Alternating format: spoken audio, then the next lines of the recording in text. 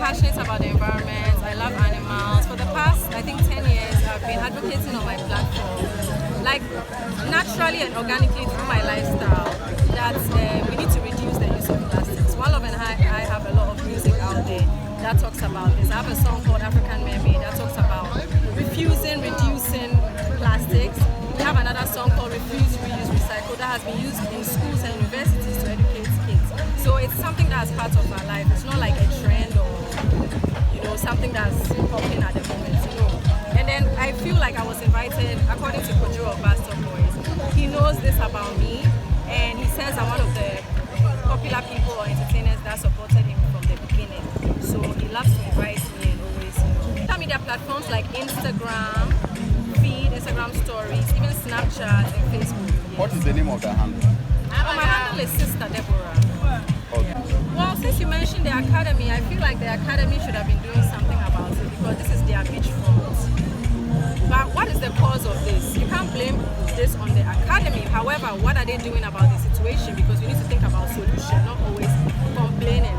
So yes, we consume too much plastics and unnecessary rubbers in Ghana. I've said many times, in my household, we don't go to buy food at the roadside empty-handed. We go with a bowl. There's plenty bowls in everybody's house, normal plastic bowl or Tupperware. Just take it to the lady selling the wachi and ask her to put yours inside. And then you carry it home in a normal bag, not accepting rubber. So that's one thing we have to do to prevent the rubbers reaching here. When you throw something away, it never goes away. There's no away, it's on everything. And then Humanitarian Academy, this is your home. This is your front. Like you have a beach front. You're happy about it. Like people dream about it. And it's filthy, so this is sad and embarrassing. Well, this is something the current president has even mentioned already. That is one of the schools to tackle this. I think he mentioned eradicating the use of single-use plastic. Single-use plastics means that you can only use it once. So let's say if you buy ice cream on the road and they put it in a rubber, you notice that by the time you cross the road, you throw that rubber. You don't even need it. You haven't used it. So what is the point? So now that rubber ends up in the gutter. Everybody throws it. The wind blows it into the gutter. All the plastic bottles end up in the gutter. It chokes the gutter. It breeds mosquitoes. It causes cholera. So not only cholera, it causes floods. And people die from floods in Ghana. And we know this, right? So the message would be to go ahead and ban single-use plastics, and eventually ban the use of all these unnecessary plastics. Another thing would be to ensure that companies that produce plastic bottles in Ghana also have a recycling plan and have a strategy to go around homes and make plastic bottles. Okay, so the one with One Love goes like this. Refuse, reuse, recycle. Try and ride your bicycle. Refuse, reuse, recycle. Try and ride your bicycle. Clean up, I think it's part of entertainment because if one day we want to come and do a show at this beach and here is full of water, we can't do the entertainment here. So everywhere that we want to go and entertain, we have to make sure that the place is clean. We have to try and fight our addiction to single-use plastic. We have to try our very best. There's many companies, many NGOs out there which are giving alternatives to rubber. People are selling their full t-shirts, the 112 t-shirts, bags, and when you go and buy food, you can take a bowl, a flask to buy it. You don't need to be taking rubber for the PC, for this and that. You can buy everything in containers, paper. So I feel like each of us personally in our house, we don't want to see this rubber and things around. Within our household, we have to control the flow of plastic, single-use plastic, very strictly, very strictly. They are the ones giving us the motivational message. So the motivational message for them is thank you. We are in a big debt to you, so anytime you need us to come and support you something, just because of what you are doing for the world, it's not a small thing. We are there for you. We know you are doing everything from your heart. Ministry of Environment Sanitation, you should go to the Bastard Boys and Girls. They are finished. They are finished. Yes. At least the old ones. The old ones with their Oma Pepa. Give us one acapella. Idakwe na mau, ganekbeto no play no kata, That's one of my songs. So demonstrations that we have been to is not to distract the country or not to destroy the country. Demonstrations to make sure that we have right leadership to fix the country for all of us. And what is happening over here, as I'm here right now, so is in a form of, fixing the country, putting the country in a good shape, and to put the country in a clean environment. And that is why you also see me here. So there is no appropriate authorities who are working right under this administration. Because if things are working right, they should be able to be in the dustbins around. So whosoever come here for enjoyment on holidays or whatever it is, in the dustbins when you drink a water, dump your plastic rubbers or any other pure water rubbers into those kind of different containers or dustbins that they will provide around. So if those things are not around, individuals who are not, excuse my language, that they are not educated enough, they will just drink it and put it down. But some of us, when we drink, we hold it onto time, we get somewhere properly to dump it. It's because we the youth, we are not holding our leaders accountable. One of the downfall of every single country, when the youth refuse to hold their leadership accountable. So if there are agencies who are supposed to ensure all these things are going on in the Republic of Ghana and they are not doing it, because you and I as a youth of the country, we refuse to tell them it is your right to do this. It's because the person is not having the support of the youth. If the person is having the support of the whole Ghana Republic youth, let's take for instance Greater Accra region. This is a nautical beach, right? And we realize that this place is not good. Then we consult the appropriate authorities over here. And the youth of Nuwa, Sakumano, they come together and say the place needs to be clean. They will not tag one person. But at the moment the person becomes individual, fighting for that thing, he has, the tag on him, either being a political party A or political party B. But where Ghana is going towards now, we don't need political issues. Whatever we are doing it for the greatness of our country called Ghana, and not for a political purpose. So what we are asking is that, number one, the general public, we need to hold our leaders accountable for what they are supposed to do. It's not by, abusive way, but in a diplomatic conversation with the people to know what they are supposed to do. You understand? Yes. And we are also urging the youth that we all have a responsibility to play. When we come at the beach side here, when we drink water, we should not dump the pure water rubbers or our disposal.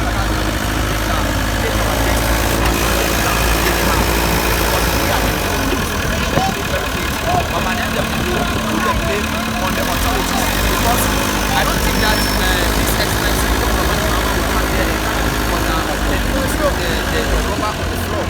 I don't think the minister of sanitation will come and do that. We do those kind of things. So we need more education to the public, we need more education to the youth to know that we also have things to do. Thank you. My name is Vincent Tepe. Vincent Tepe. Tepe. Oh, collective responsibility is for we all. It's not a one-man's job, you understand? So what motivates me to do that is to have a clean environment. Pastor boys are my father.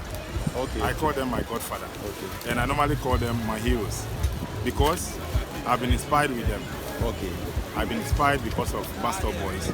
Pastor boys were the people who motivated me to jump into my own water to start doing it. And here I am now.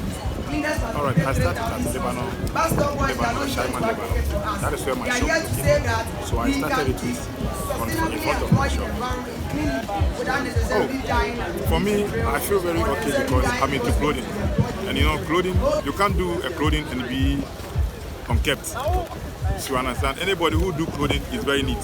So me doing the cleaning, I'm very happy doing it. The first day I jumped into the gutter, I was very happy. People were calling me, oh, Wasu, one person we see gutter. Hey, Ade, oh, David. I was like, no, I have to do it. So when it comes to me, myself personally, I was very happy doing it. But friends around me were like, you see, those kind of mocking and other stuff. You.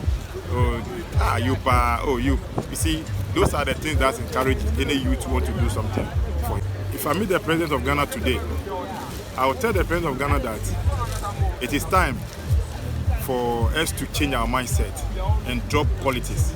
Even the president himself have to drop politics and tell the youth that politics is just a game.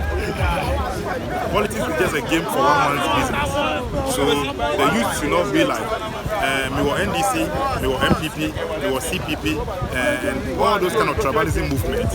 Then the president have to tell the youth the truth, that they should drop politics and make sure we put the country together. If this exercise continues with the support of the citizens of Ghana, I think this exercise will be a great impact in Ghana. This exercise is going to put Ghana on when it comes to cleanliness. All right, TikTok, you follow us TikTok, Facebook, X, Instagram, YouTube, Uptown Cleaners. Uptown Cleaners. Sure. You are the founder or you are a member? I'm the leader. So I saw the ad on Facebook that it's going to be a cleaning marathon, so I decided to come to because as a federal Ghanaian citizen, right, it's not about just making noise here Ghanaian, it's about contributing back to society. So just giving back to society, and I would say Pastor Boys are doing a lot for the country, because see, we only have one Ghana. So that's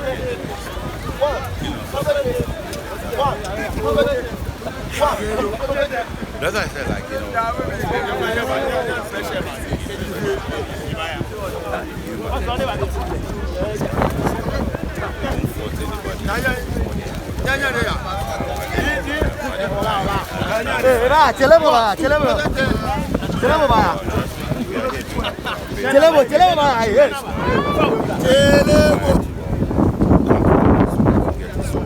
let's no point accusing fingers, right?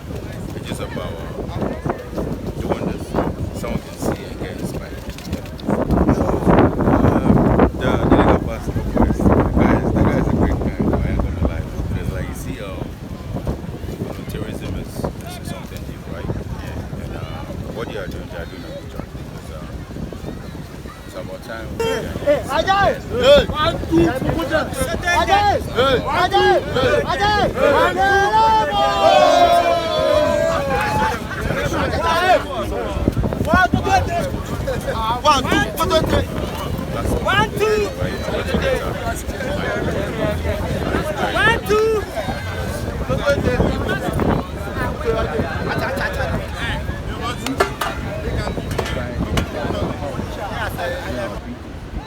Our British force part of terrorism. If we don't clean them, like the British will not like to come to our cities and all that. So let's make it thank you to all viewers. This is a situation whereby they say cleanliness is godliness. If our environment is not clean, you can imagine you wake up in the morning, you couldn't brush your teeth, you couldn't wash off, and for about 2-3 consecutive days, how would you look like? You got what I'm saying? Cleanliness is godliness. Let's just take it. I mean, the real fact. I'm here for the sake of nature. I'm here for the sake of humanity.